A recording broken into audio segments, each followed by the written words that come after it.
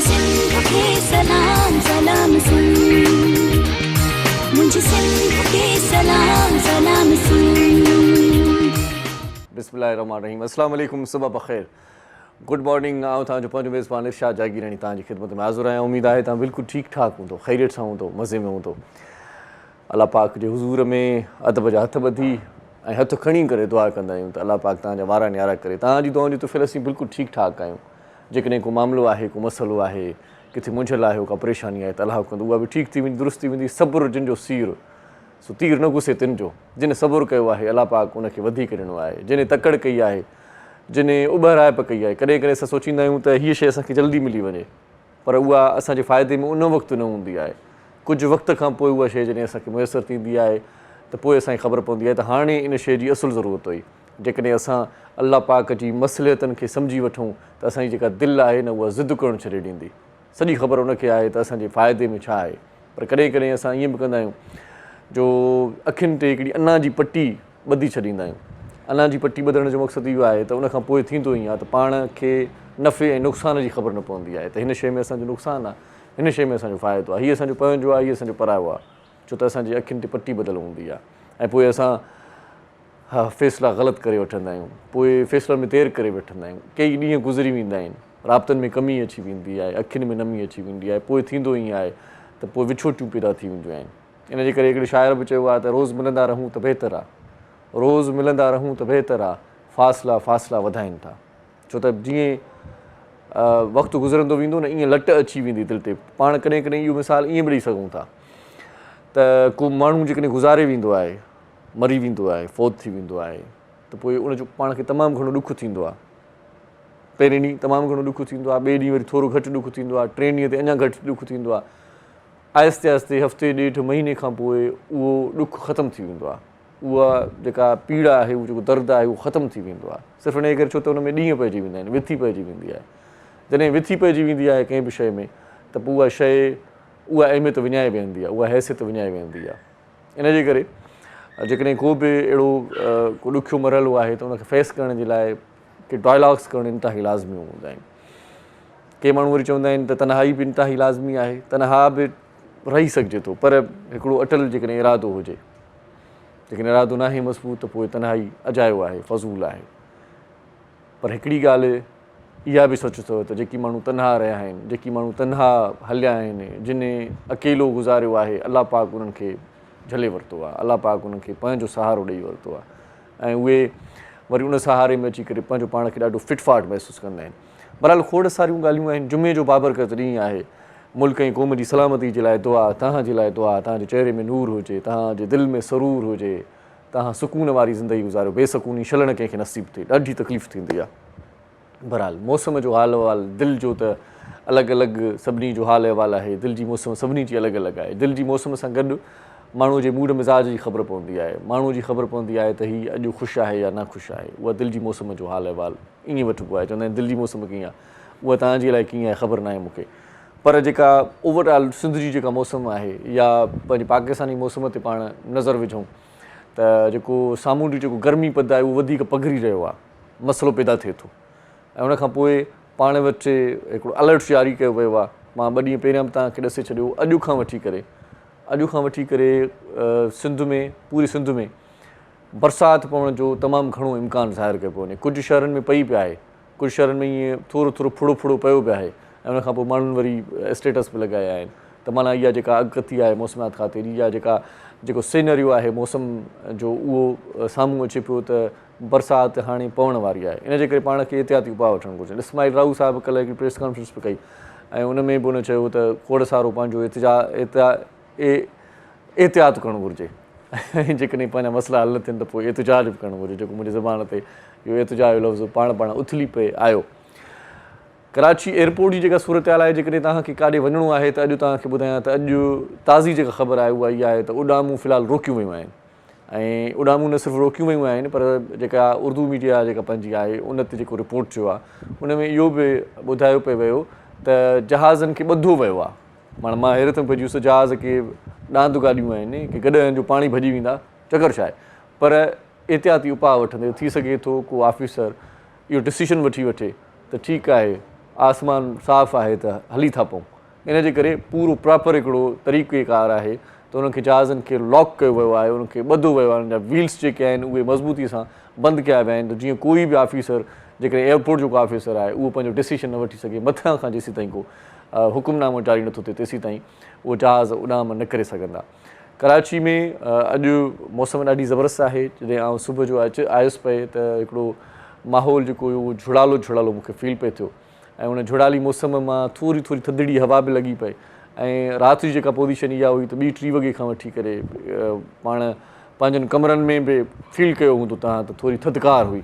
हीअ थधिकार जेको सिस्टम आहे उहो इहो ॿुधाईंदो आहे त बरसाति हाणे वेझो वेझो आहे। बरसाति जो जेको तूफ़ानी स्टाइल आहे छो त इंडिया खां भारत खां ईंदो पियो वञे असांजे, पोइ जेका हवा हूंदी आहे न पाण खे कॾहिं कॾहिं चवंदा आहियूं त हवाऊं लॻंदियूं, इहे हवाऊं बरसाति खे खणी ईंदियूं आहिनि, उहे बरसातुनि खे खणी सिंध पहुचण वारियूं आहिनि ॿुधाइनि था। सो हाणे ॾिसूं त छा थो थिए ईंदड़ वक़्त में ऐं ईंदड़ लम्हनि में छा थियण वारो आहे का ख़बर न आहे। अलाह करे बरसाति रहमतुनि जी हुजे ऐं रहमतुनि वारी बरसाति जे लाइ तव्हां असां सभई दुआगो आहियूं छो त पाकिस्तान में ऐं ख़ासि तौर ते असांजे सिंध में जेको बरसाति नुक़सानु कयो आहे उहो नुक़सानु पाण भोॻे चुका आहियूं। अलाह न करे त वरी अहिड़े क़िस्म जो नुक़सानु थिए छो त पाण वटि जेको सेवरेज जो सिस्टम आहे उहो ठीकु न आहे, पाण वटि रोड रस्ता ठीकु न आहिनि, पाण वटि इंक्रोचमेंट तमामु घणी थियल आहे, नालनि ते पंहिंजा घर ठहियल आहिनि, नालनि ते ऑफिसूं ठहियल आहिनि ऐं उहे वॾनि माण्हुनि जूं ऑफिसूं आहिनि, उहे सरमाएदारनि जूं ऑफिसूं आहिनि, उहे ॾंडा बरदार माण्हुनि जूं ऑफिसूं आहिनि जिन खे कोई हटाए बि न सघे। इन करे नाला बंदि लॻा पिया आहिनि, जेके कुदरती लंघ आहिनि पाणीअ जा उहे बि बंदि लॻा पिया आहिनि। फितरी अमल जॾहिं रोकियो वेंदो आहे त पोइ उन सां छा थींदो आहे त पोइ ॿोड़ टोड़ थींदी आहे, पोइ उधाम ऐं तूफ़ान अची वेंदो आहे, आंधियूं अची वेंदियूं आहिनि। सो अलाह पाक राहिमीन आहे, उहो रहम फरमाईंदो छो त पाण खोड़ सारो नुक़सानु भोॻे चुका आहियूं। पंहिंजो एहतियात ज़रूरु कजो ऐं जेकॾहिं बाइक वग़ैरह ते निकिरो था इहा ज़हन में ॻाल्हि हुजेव त किथे बरसाति पइजी सघे थी त पोइ उहो इंतज़ाम कजो ऐं पंहिंजी गाॾियुनि जी रफ़्तार जेका आहे उहा थोरी झकी रखिजो। ऐं जेका इहा मौसमी जेका तब्दीली आहे इहा तब्दीली केसीं ताईं हूंदी, चवनि था त 5 मई ताईं, माना अॼु खां वठी करे, अॼु आहे 28 अप्रैल, अॼु खां वठी 28, 29, 30 जेकॾहिं पाण 5, 7, 8 ॾींहं जेका आहिनि उहे तमामु घणा असांजे लाइ ईअं खणी चऊं त ॾाढा ॾुखिया आहिनि। सो इन्हनि ॾींहंनि खे पाण ख़ासि तौर ते एहतियात में रखी करे, ज़हन में रखी करे पाण खे पोइ निकिरणो आहे। सो अलाह ख़ैरु करे। अॼु रोज़ानी जीजल अख़बार छा थी चवे इहो पाण पढ़ंदासीं ऐं रोज़ानी जीजल अख़बार जेका आहे उहा कराची, हैदराबाद ऐं सखर मां हिकु ई वक़्तु शाया थींदी आहे। हिन अख़बार जो chief editor doctor Abdul Karim Rajpar साहिबु आहे। हिन अख़बार जेकी सिफ़ा आहिनि उहे 8 सिफ़ा आहिनि ऐं हिन अख़बार जी क़ीमत सिर्फ़ु 30 रुपया आहे। सो अख़बार में लिखियलु आहे त अॼु जुमे जो ॾींहुं आहे 28 अप्रैल 2023 ऐं जेका इस्लामी तारीख़ आहे उहा आहे 7 शवाल मुकरम 1444 हिजरी। अॼु जेका सुपर लीड ख़बर आहे उहा इहा आहे त चूंडूं हिकु ई वक़्तु कराइण जो मामिलो हुकूमत ऐं PTI जी ॻाल्हियुनि जो पहिरियों दौरु ख़तमु, ॻाल्हियूं जारी रखण ते इतफ़ाक़। ऐं इन खां सवाइ लीड ख़बर आहे त वज़ीर आज़म एतमाद जो वोट हासिलु करण में कामयाबु, PTI सां रुॻो चूंडुनि जी एजेंडा ते ॻाल्हियूं थींदियूं शहबाज़ शरीफ़। ऐं चीफ जस्टिस चवे थो त ॻाल्हियुनि लाइ मजबूर नथा करे सघूं, अदालत जो हुकुम न तजवीज़ आहे। ऐं अजीब FIR में हाई कोर्ट में पेशी आहे, इमरान ख़ान जो इहो चवणु आहे। ऐं PTI सां ॻाल्हियुनि जो हिसो न आहियूं, चूंडुनि जे मामले खे इलेक्शन कमीशन खे ॾिसणु घुरिजे, फज़लुर रहमान जो इहो चवणु आहे। ऐं समूरा मामला आइनी अदुनि में रही हल कया वेंदा, इसाक़ डार जो इहो चवणु आहे। ऐं पहिरीं महक में ॿिन्ही धुरनि तरफ़ां मौक़ुफ़ पेश कयो वियो, शाह महमूद कुरैशी जो इहो चवणु आहे। ऐं बैरिस्टर अली ज़फ़र जो चवणु आहे त मसइले जो सुठो हल ॻोल्हण जी कोशिशि कई पई वञे। ऐं नवाज़ शरीफ़ जो बयानु पियो अॼु अख़बार रिपोर्ट कयो आहे त तहरीक इंसाफ़ जे मुतालबनि जो मथो न पेर 20 सालनि खां साॻिया आहिनि नवाज़ शरीफ़। इन खां सवाइ अॼोके अख़बार में इहो बि लिखियलु आहे त कश्मीर में धाड़ेलनि जो राज, पुलिस ख़ौफ़ में मुब्तला, गश्त बंदि, 24 कलाकनि में 12 माण्हू अगवा, मुज़ाहिरा ऐं धरणा। ऐं सिंध काबीना पारां टूल प्लाज़ाउनि ते जदीद कैमराऊं लॻाइण लाइ 1.5 अरब रुपयनि जी मंज़ूरी।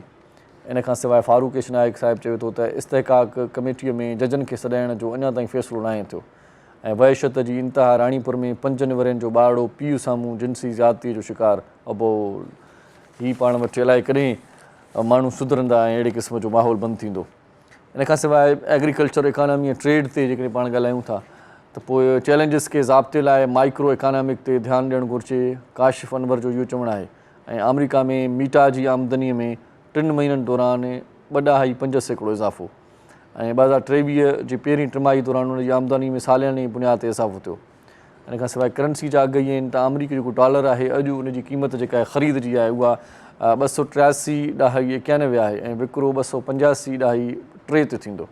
इन खां सवाइ यूरो, सिंगापुर डॉलर ऐं स्विस फ्रैंक ऐं इन खां सवाइ Australian dollar, Canadian dollar, Kuwaiti दीनार, सऊदी रियाल, UAE दरम, बरतानवी पाउंड, इहे सभई जेकॾहिं इन जा रेट मालूम करणु चाहियो था त पोइ तव्हां रोज़ानी जीजल अख़बार बि पढ़ी सघो था। रोज़ानी जीजल अख़बार न सिर्फ़ु असां वटि ईअं हथनि में ईंदी आहे पर तव्हां इनखे वेबसाइट ते पढ़ी सघो था ऐं वेबसाइट तव्हांखे ॾिसी छॾियां थो त www.dailyjeejal.com तव्हां लिखंदव त पूरी अख़बार तव्हांजे साम्हूं खुली ईंदी ऐं मज़े सां मोबाइल ते बि तव्हां इन अख़बार खे पढ़ी सघो था।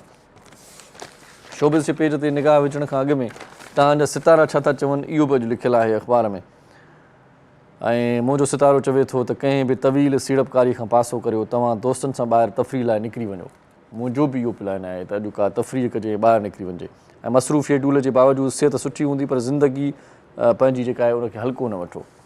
इन खां सवाइ सबा कमर कुंवार जे रूप में फ़ोटो शूट कराए ध्यानु छिकाए वरितो। शोबिज़ जी ख़बर आहे, ख़ूबसूरत अदाकारा इंस्टाग्राम ते तस्वीरूं शेयर कयूं त मदान पसंदि करे वरितो। कुंवार जे फ़ोटो शूट में हूअ रिवायत जे बरक्स कारे रंग वारे लिबास में बलबूस नज़र आई ऐं फ़ोटो शूट जी सवारी पोस्ट जे संस ख़ूबसूरती जी साराह कई पई वञे। सभई माण्हू लिखनि था क्यूट, लाइक, वॾो फॉलो थो करे माण्हू। सो शिफ़ा अली शाह खे फिल्म इंडस्ट्री में गुज़ारे 29 साल मुकमल। इन खां सवाइ क्रिकेट जूं ख़बरूं बि आहिनि त ऑस्ट्रेलिया खे 69 सालनि खां गुम थियल फुटबॉल एशियन्स ट्रॉफी मिली वई ऐं वन डे में पाकिस्तान जो रिकॉर्ड T20 खां बहितर आहे। इमामुल हक़ जो इहो चवणु आहे। इन खां सवाइ हारिस सोहेल प्रैक्टिस सेशन दौरान इंजरी जो शिकार थी वियो। अॼोके अख़बार में ॾाढा सुठा कॉलम बि आहिनि, तव्हां पढ़ी सघो था ऐं एडिटोरियल अॼोके अख़बार जो आहे उहो असां सभिनी जी ध्यान जो मर्कज़ हुजणु घुरिजे त सिंध में पाणीअ जी खोट जो वरी ख़दशो आहे ऐं जॾहिं पाणी जी खोट जो ख़दशो थींदो आहे त वरी पोइ पाणी इलाही अची वेंदो आहे। अलाह माफ़ु करे। सो मुल्क जा बहिरान ऐं आम चूंडियुनि लाइ आइनी हल इहो बि कॉलम आहे ऐं मौसमियाती तब्दीलियुनि जा असर कॉलम आहे। हाणे छा थींदो इन हवाले सां बि कॉलम आहे। ऑडियो लीक्स जे पोयां केरु आहे। एडवोकेट उबैदुल्ला छंजण जो कॉलम आहे त ख़ौफ़ वारे माहौल खे बहितर करण लाइ हुकूमत क़दम वठे ऐं खोड़ सारा ॿिया बि कॉलम निकाल अख़बार में ॾाढा सुठो कॉलम लिखंदा आहिनि। हीअ अख़बार तव्हां पढ़ंदा कयो छो त हिन अख़बार में जेकी ख़बरूं रिपोर्ट थियल हूंदियूं आहिनि उहे तस्दीक थियल हूंदा आहिनि। पाण ॾिसंदा आहियूं त सोशल मीडिया ते अक्सर उहे ख़बरूं गर्दिश कंदियूं आहिनि जिन जो चवंदा आहिनि मथो न पेर न पुछ, पर अख़बारूं सही तरीक़े जूं ख़बरूं रिपोर्ट कंदियूं आहिनि। सो उन्हनि अख़बारुनि में छा रोज़ानी जीजल अख़बार बि आहे, हक़ ऐं सच जी अख़बार आहे। इन अख़बार खे पढ़ंदा कयो। मुतालियो करण सां तव्हांजे इल्म में इज़ाफ़ो थींदो, ॼाण मिलंदी ऐं किथे बि वेंदो त डिस्कस करे सघंदो मुख़्तलिफ़ मामलनि ते। हिते हिकिड़ो शॉर्ट कमर्शियल ब्रेक वठंदासीं, मोटी ईंदासीं त मोज़ महिमान असां सां गॾु हूंदा, उन्हनि सां कचहरी कंदासीं। तव्हां बि असां सां गॾु रहिजो, ॾिसंदा रहिजो पंहिंजो प्रोग्राम सलाम सिंध। मुझे सिंध के सलाम सलाम सिंध, मुझे सिंध के सलाम सलाम सिंध। सलाम सिंध में हिकु बार वरी तव्हांखे भलीकार चऊं था। जुमे जो ॾींहुं आहे, अॼु कुझु क़सीदा बि ॿुधंदासीं, रूह खे राहत बि ॾींदासीं, कुझु डिस्कस बि कंदासीं उन्हनि माण्हुनि जे सिहत जे हवाले सां जेकी पंहिंजी उमिरि खां चढ़ी विया आहिनि।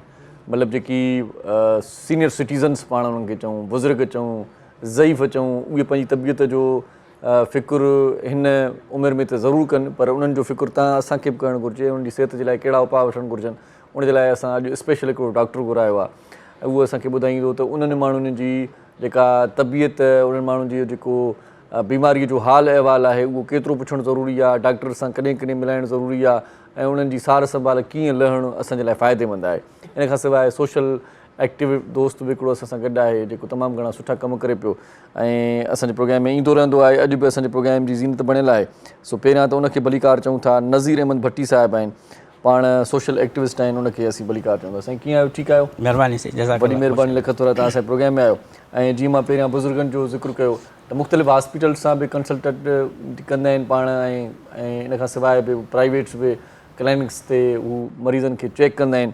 असीं भलीकार चऊं था डॉक्टर मुनीर हुसैन फसवाला, उनखे भलीकार चऊं था। सर कैसे ठीक है सर? अल्हम्दुलिल्लाह। बहुत शुक्रिया जी, आप हमारे प्रोग्राम में तशरीफ़ लाए। बहुत ही अच्छी जानकारी मिलेगी आपसे। Thank U. बहुत कुछ सीखने को मिलेगा। इन खां सवाइ सुठा कलाम ॿुधाइण जे लाइ अॼु असां सां गॾु शबीर हैदर साहिबु नौजवान रागी आहे, उनखे पाण भलीकार चऊं था। वॾी महिरबानी तव्हांजी। ऐं उस्ताद बादल लाई उहो असां सां गॾु आहे। उनखे ख़बर आहे त हिन पासे जे महिमान जो तारीफ़ करण खां पोइ मां उस्ताद बादल लाई जो नाम खणंदो आहियां। उस्ताद चांहि पियो पीए, उहो हिकिड़ो ढुक उहो तेज़ीअ में भरियईं चई ईअं न वरी स्क्रीन ते अची वञा। उस्ताद वॾी महिरबानी। इहा रियलिटी आहे उस्ताद, इहो जीअं आहे न माना नेचुरल जेको आहे न उहो माण्हू ईअं को मसइलो न हो, चांहि पियो आहे पियो। इन खां सवाइ उस्ताद मोहम्मद अली साहब असां गॾु आहे, हुनजी वॾी महिरबानी। सो नज़ीर साहब छा हाल अहिवाल आहे, ख़ुशि आहियो, तबियत ठीकु आहे, मज़े में? शुक्र ईदूं ख़ैर सां गुज़री वियूं माशाल्लाह, सुभान हिकिड़ी ईद, पर हूअं बि दिल्ली तौर ते बि खोड़ सारियूं ईदूं हूंदियूं आहिनि। जी सर, बिल्कुलु। कराची में वाक़िया वधी विया आहिनि, फुरुनि जा, स्नैचिंग जा, वारदातुनि जा, इंतिहाई सर। हा, ईअं वधी विया आहिनि न साईं। बिल्कुलु। इन ते तव्हांजो छा रायो आहे? अॼु असांजे हिकिड़े कल्ह राति हिकिड़े साहबी दोस्त खां फुरत थी आहे असांजे। सर हिकिड़ी वॾो ख़तरनाक अमल आहे, हा। वॾो अफ़सोसनाक अमल आहे। ये रुगो बेरोज़गारी न आहे, बेरोज़गारी जो बहानो करे कुझु शरपसंद अनासरनि बि इहा जेके अफ़वाह ऐं इहो अमल ऐं हुकूमत खे बि बदनाम करण जे लाइ बि कुझु गिरोह करनि पिया। अच्छा, इहो माना फुर कंदा हुकूमत बदनाम थिए? ज़ाहिर बदनामी करण जे लाइ बि, छो की हुकूमत पंहिंजा वसूल असर रसूख़ इस्तेमालु करे रही आहे, पंहिंजा वसाइल ते कमु करे रही आहे, पर हीअ जेकी वबा आई आहे महांगाई वारी, हिन में ही बिल्कुलु वधी वियो आहे, जेको बिल्कुलु ख़तरनाक अमल आहे ऐं गैर क़ानूनी अमल आहे। हिननि जे लाइ इदारा मौजूदु आहिनि, उन्हनि खे ज़रूरत आहे हिन शइ ते मज़ीद बहितरी आणण जी। जीअं की माण्हू हाणे ॾिसो सर, इंसान आहे, इंसानियत जी तज़लील आवाम खे बि हक़ न आहे ऐं कंहिं बि ऑफिशियल खे बि हक़ न आहे की इंसानियत जी तज़लील करे। सही। तव्हां खोड़ सारा वाक़िया ॾिठा आहिनि की पथर हणी ज़िंदा माण्हू खे असां मारे था छॾियूं, डाकू करे, बिल्कुलु हुन ग़लति अमल कयो आहे। हुनखे इदारा मौजूदु आहिनि प्रॉपर उनजी इन्वेस्टिगेशन करे उनखे सज़ा ॾियण जे लाइ। असांखे अलावा असां हुनखे मारे छॾियूं, बाहि ॾेई छॾियूं, पुलिस वारो हाफ़ फराई करे त असां पुलिस वारे ते एहतजाज करियूं। घटि में घटि उहो राति जो अंधेरे में तो कंदो आहे। वीडियो ॾिसंदा आहियूं, असांजा ॿार नर्वस थी विया आहिनि की हीअ कहिड़े माहौल में, कहिड़े सिस्टम में असां रहे, कहिड़ी दुनिया में रहूं पिया, असांखे ज़िंदा माण्हू खे बाहि ॾेई थी वञे। त हुनखे हुकूमत की पॉलिसियुनि खे मज़ीद बहितर करण जी ज़रूरत आहे, बेरोज़गार अथॉरिटी क़ाइमु करण जी ज़रूरत आहे सर। सही माना बेरोज़गारी जो ख़ात्मो थिए लाज़मी आहे। ऐं माना तव्हांजी ॻाल्हि सम्झी वियो, तव्हां चओ था त पोइ इहे वारदातूं न थींदियूं, माना घटि थी वेंदियूं ऐं इदारा जेको आहे मज़ीद बहितरी आणनि पंहिंजे त माना लॉ एनफोर्समेंट एजेंसियूं। सही बुख बदहाली या वधी वई है। डॉक्टर साहब कौन सी उम्र के मरीजों को देखते हैं आप? मैं कंसल्टेंट फिजिशियन तो हूँ ही, इसके अलावा जेरियाट्रिशियन हूँ, उम्र रसीदा लोगों का स्पेशलिस्ट। सही सर, आप और हम भी उम्र रसीदा हो गए मेरे ख्याल से। नहीं, डॉक्टर साहब से राब्ते में रहिएगा। डेफिनेशन चेंज होती जा रही है। जब मैं मेडिकल स्टूडेंट था तो 40 साल की उम्र को हम उम्र मिडिल एज बोलते थे। अच्छा। अब अभी हम 60 साल की उम्र से ऊपर के लोगों को बोलते हैं। 40 साल के लोग बच गए। हाँ, वो मतलब उम्र रसीदा नहीं, वो जवान है, नौजवान नहीं है लेकिन जवान है। हमारे पार्ट ऑफ द वर्ल्ड में लाइफ एक्सपेक्टेंसी नीचे जा रही है। सही। हाँ, क्योंकि आपके दौर का लाइफ स्टाइल और आज के दौर का लाइफ स्टाइल थोड़ा बता दें। बिल्कुल बदल गया है, बिल्कुल बदल गया। मुशक्कत तो बिल्कुल अमराज तभी बढ़ गए। अमराज तभी बढ़ गए। पाकिस्तान डायबिटीज की एपिडेमिक पे बैठा हुआ है। इतनी डायबिटीज है पाकिस्तान, हम दुनिया में शायद तीसरे नंबर पर है। अच्छा, वर्ल्ड लीडर है। सही। डायबिटीज, क्योंकि सर हम इतनी कोशिश कर रहे हैं कि पहले नंबर पे आ जाएं।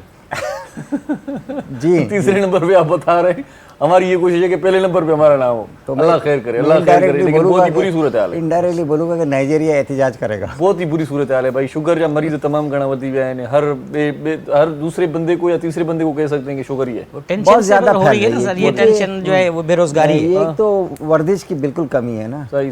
अब जैसे ये कह रहे थे, इतने कुत्ते होते हैं कि कोई बाहर निकल नहीं सकता, लेडीज खास तौर पर नहीं निकल सकती। सही बात। सही। फिर इतना बुरा माहौल है कि कोई लेडीज बाहर निकलती है तो लोग इनके गंदी नजरों से देखते हैं। जो कि मीनिंग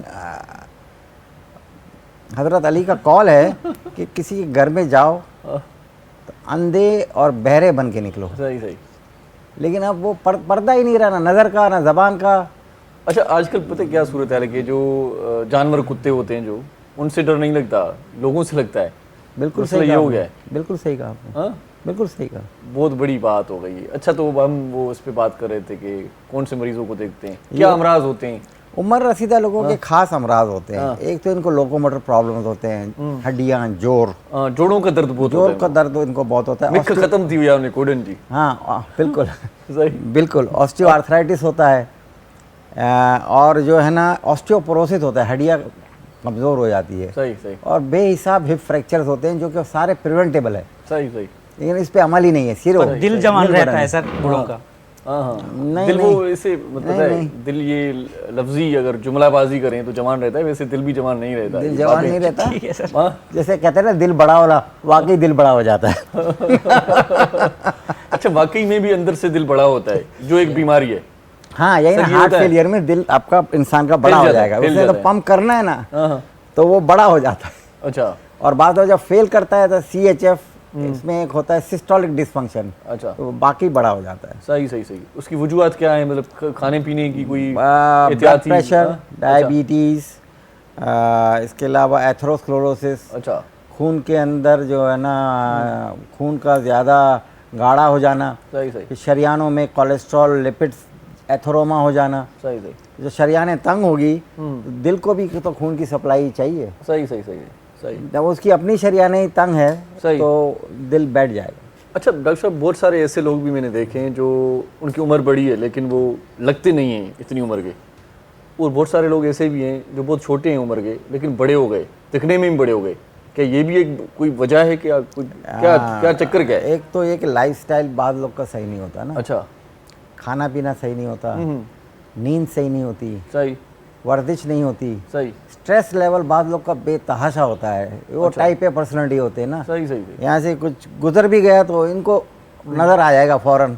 और जो पुरसकून आदमी है वो अपने मज़े से बैठा होगा, हाँ, उसको पता नहीं होगा क्या पता करेगा। नहीं होगा। हाँ, हाँ। तो ये जब उसको मच्छर भी काटेगा तो वो हाथ नहीं लगाएगा वो। जब अपने बेच पैर नहीं पे, हो हाँ? ना तो ये बहुत स्ट्रेस जो है ना स्टीरॉयड लेवल को बढ़ा देती है। अच्छा स्टीरॉयड, फिर शुगर, और उसका ब्लड प्रेशर में रोल है। सही सही। फिर हम लोग नमक बहुत खाते हैं। इतना WHO की रिकमेंडेशन है हाँ कि आप 2 साल की उम्र के बच्चों से लेकर जो है ना इनको इजाफी चीनी और नमक हरगिज़ ना दें। अच्छा बल्कि ये तो चीनी होनी ही नहीं चाहिए। अच्छा। अब नमक लोग पे इतना बगैर हंगामा तो कुछ मचाते हैं, चीनी हाँ, चीनी कोई जायका ही चीनी, नहीं होता, चीनी, सब क्या करें फिर? हाँ, नेचुरल चीज़ें खाएं, हाँ हाँ हाँ सही बात है। नेचुरल चीज़ें खाएं। हाँ, अगर नमक की कमी रह जाती है ना तो घर में तमाशा हो जाता है। राइट। इसमें नमक भी नहीं डाला आपने राइट।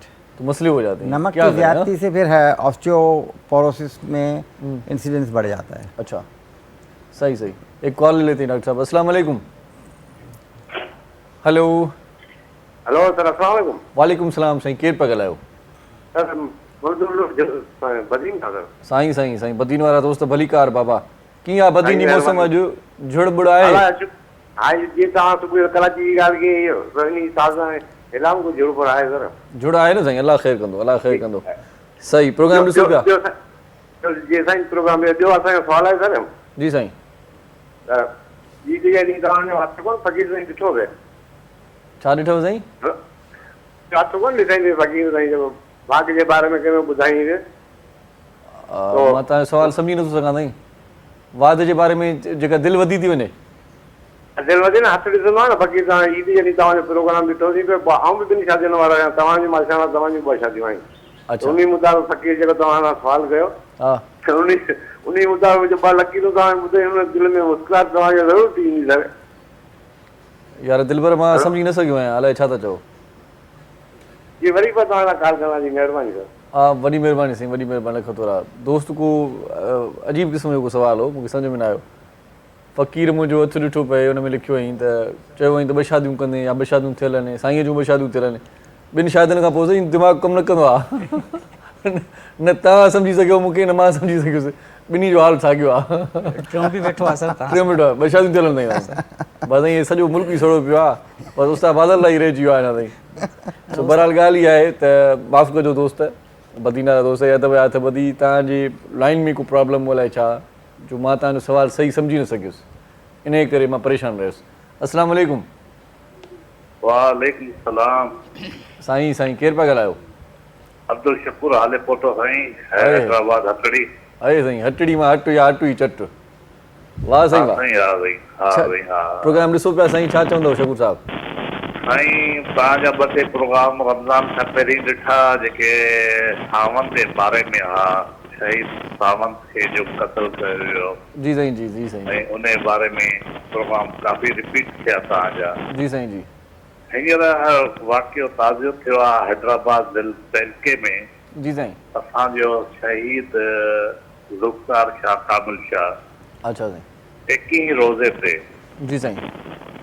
तो इफ्तारी वारे टाइम ते हिनखे शरपसंद नासर हा गोलिवाणी शहीद करे विया। अल्लाह अल्लाह इन्ना लिल्लाहि व इन्ना इलैहि। शहादत हुनखे वाणी तमामु सुठो कारकुन हो, सुठो इंसानियत पसंदि माण्हू हो।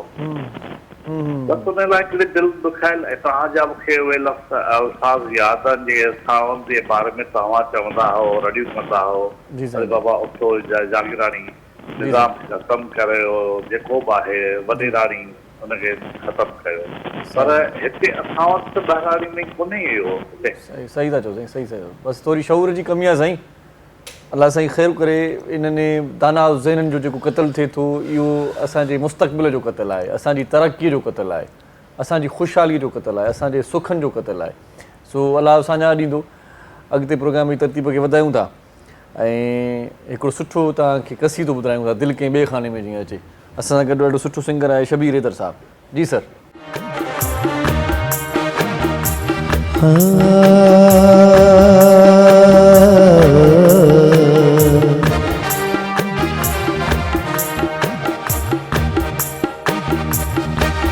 बड़ा लजपाले अली जो लगी अली भाजाने गए, वो बड़ा लजपाले अली जो लगी अली भाजाने गए।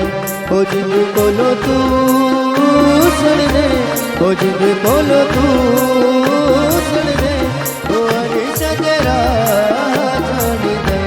ओ बड़ा लजपाले अली जो लगी अली भाजाने गए, वो बड़ा लजपाले अली जो लगी अली भाजाने गए।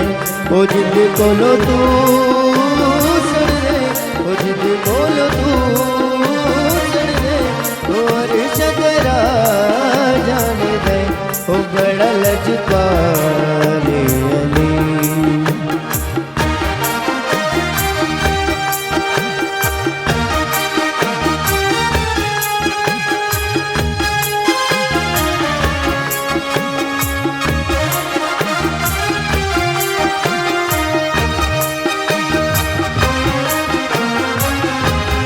सुना मेरा मौला अली नवा बदन बाब अली, ये सुना मेरा मौला अली नवा बदन बाब अली, जो अपने दर्द बंदे आनो, जो अपने दर्द बंदे आनो कलंदर बना जाने दे। वो बड़ा लजपाले अली जो लगी अली भाजाने दे, वो बड़ा लजपाले अली जो लगी अली भाजाने दे। वो जिंद बोलो तू सुन दे, वो जिंद बोलो तू सुन दे, वो अरशद जाने दे। वो बड़ा लजपाले अली।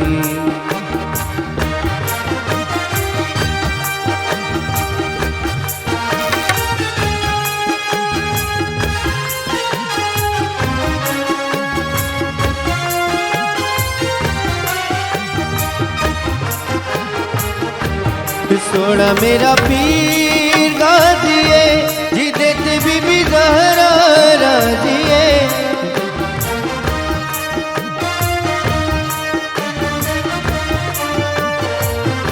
के सोना मेरा पीर गाजिए जिदे ते बीबी ज़हरा राजिए, जो अपने दर्द बंदे आनो, जो अपने दर्द बंदे आनो कलंदर बना जाने दे। वो बड़ा लजपाले अली जो लगी अली भाजाने दे, वो बड़ा लजपाले अली जो लगी अली भाजाने दे। वो जिंद कोलो तू सुन दे, वो जिंद कोलो तू सुन दे, वो अरशद जाने दे। वो बड़ा लजपाले अली जो लगी अली भाजाने दे, वो बड़ा लजपाले अली। वाह साईं वाह, ॾाढो सुहिणो अंदाज़। हिते साईअ जो वक़्तु थियो आहे, हिकिड़ो शॉर्ट कमर्शियल ब्रेक वठंदासीं ऐं जल्दी मोटंदासीं। तव्हां काॾे बि न वञिजो, असां सां गॾु रहिजो, ॾिसंदा रहिजो पंहिंजो प्रोग्राम सलाम सिंध। मुझे सिंध के सलाम सलाम सिंध, मुझे सिंध सलाम सिंध में हिकु भेरो वरी तव्हांखे भलीकार चऊं था। दोस्तो चवंदा आहिनि त रहमदिली उहा ज़बान आहे, उहा ॿोली आहे जंहिंखे अंधो रहमदिलीअ खे ॾिसी बि सघंदो आहे ऐं ॿोड़ो रहमदिलीअ खे ॿुधी बि सघंदो आहे। हाणे रहमदिली करण वारा माण्हू घटि आहिनि असांजे हिन मुआशिरे में, ऐं नेकी ऐं चङाईअ जा कम करण वारा माण्हू जेके आहिनि उन्हनि ते आङुरियूं बि खॼंदियूं आहिनि, पर पोइ बि पंहिंजो कमु कनि था, उनखे शाबस आहे। पाण जेकी हिते वेठा आहियूं ऐं पोइ पाण चऊं था त हीउ जेको कमु करे थो शायदि पंहिंजे फ़ाइदे जे लाइ, मफ़ाद लाइ आहे। जेकॾहिं अहिड़ी ॻाल्हि आहे त पोइ तव्हां बि करे सघो था, तव्हां छो नथा कयो? जेकॾहिं तव्हां नथा कयो त पोइ कंहिं ते बि आङुर खणणु इहा सुठी ॻाल्हि न आहे, दुरुस्त ॻाल्हि न आहे। सो नज़ीर साहिब असां गॾु आहे ऐं नज़ीर साहिब बि चङा कम करे पियो। जेल जो चकर हयो अथव, ख़बर पई आहे ईद ते, इहो कीअं भला ख़्यालु आयो तव्हांखे? जेल माना ईअं क़ैदियुनि सां मिलणु वियो आहे, उन्हनि जो ख़्यालु करणु वियो आहे, ईअं क़ैदी कोन्हे, मुजरिम कोन्हे? जी साईं। सर मां कोशिशि कई की पहिरियों कॉल वठूं हिकिड़ी, सर पोइ तव्हांखे वरी कंटिन्यू रखूं था। जी अस्सलाम वालेकुम। हेलो हेलो अस्सलाम वालेकुम। हेलो जी केरु बाबा? जी बाबा, जी जी केरु पिया ॻाल्हायो? इरशाद जागीरणी ॻाल्हायां पियो। फहमीदा। जी फहमीदा, छा चवणु चाहींदी? प्रोग्राम ॾिसो पियूं? मां प्रोग्राम ॾिसां पई, मूंखे पसंदि आयो आहे ॾाढो। मां चाहियां थी मुंहिंजे पसंदि जो कोई सॉन्ग लॻायो। लॻायूं था हाणे। कहिड़ी पसंदि आहे तव्हांजी? चमन अलीअ जो गानो आहे सजण साईं मिठा माण्हू। ग़रीबनी तोखे पारदा। जी जी बसि इहो रील असां वटि आहे कोन, न त असां वॼायूं आहे। शमन मीराली साहिब खे गुज़ारिश कंदासीं त करे असांजे प्रोग्राम में पाण आयो त पोइ इहो ज़रूरु ॿुधाईंदो। कोशिशि कंदासीं त उस्ताद बादल जी आवाज़ में कंहिं प्रोग्राम में तव्हांखे वरी ॿुधायूं इहो। मूंखे अॼु ॿुधायो त सुठो आहे। अॼु ॿुधायूं? अॼु आउं ॻाए सघां थो ईअं, ओ सजण साईं मिठा माण्हू, ओ ग़रीबनि जी तोखे पारत या, ओ ॾिसी तोखे जीअनी जेके, ओ प्रीतन जी तोखे पारत या, ओ सजण साईं मिठा माण्हू, ओ ग़रीबनि जी तोखे पारत या। बसि जी जी ॿुधायो, महिरबानी चवंदी। इहो ॿुधायो न, कीअं ॿुधायां? म्यूज़िक में ॿुधायां? शमन अली जी आवाज़ में। अच्छा शमन अली जी आवाज़ में। हाणे उनखे कॾहिं घुराईंदासीं, उनखे घुराईंदासीं प्रोग्राम में, त पोइ बाक़ाइदा तव्हांखे उनजे पंहिंजे असुली आवाज़ में ॿुधाईंदासीं। ठीकु आहे बाबा? सही आहे। ॿियो कुझु ॿी का फरमाइश? जी बसि फरमाइशूं त इलाही आहिनि, लेकिन तव्हां हेर ई नथा लॻायो। हा असां हिकिड़ी फरमाइश हाणे कोशिशि त कई, जेको पंहिंजो हाल हुयो। ॿी फरमाइश मतिलबु पूरी कयूं। छा आहे फरमाइश तव्हांजी? चंड खे देगड़ी मिलायूं, छा कयूं? आवाज़ में दर्द दिल में यार न थई तॾहिं त दिल ॾुखाई थो। उस्ताद थोरो वॼायो उस्ताद न ते हाणे माना सफ़ा ईअं अहिड़ी ॻाल्हि। ओ दर्द दिल में यार न थी तॾहिं त दिल ॾुखाई थो, तोखे बि गम मिले का ख़बर पवई, दर्द दिल में यार न थी तॾहिं त दिल ॾुखाई थो, तोखे बि गम मिले का ख़बर पवई, दर्द दिल में यार न थई गम। बसि आयो काल ते वियो, फरमाइशूं ॿुधाईंदा वञो। आया मौजूदु आहियां, अञा वेही न आहियां। अञा कहिड़ो कलाम ॿुधो? मूंखे हर फनकार जो कलाम यादि आहे, इन मामले में मां ॾाढो तेज़ आहियां। अच्छा मूंखे बि हर गानो अचे थो। कहिड़ो ॿुधायांव? इंडियन गाना बि अचींदा, पाकिस्तानी बि अचींदा। जेको चओ, बेबी डोल तव्हांखे ॿुधायां, पापी चूलो ॿुधायां, जेको चओ। बेबी डोल उस्ताद नुसरत फतेह अली खां वठी अताउल्ला ईसा खेलवी। दरिया का उतरना भी ज़रूरी था। कहिड़ो? ये ॾाढो ॾुखियो कलाम, उस्ताद फतेह अली खान। वाह। आँखों के दरिया का उतरना भी ज़रूरी था। वाह। इहो वरी असांजो दोस्त आयो आहे न, इहो शकील साहिबु, इहो तव्हांखे ॿुधाईंदो।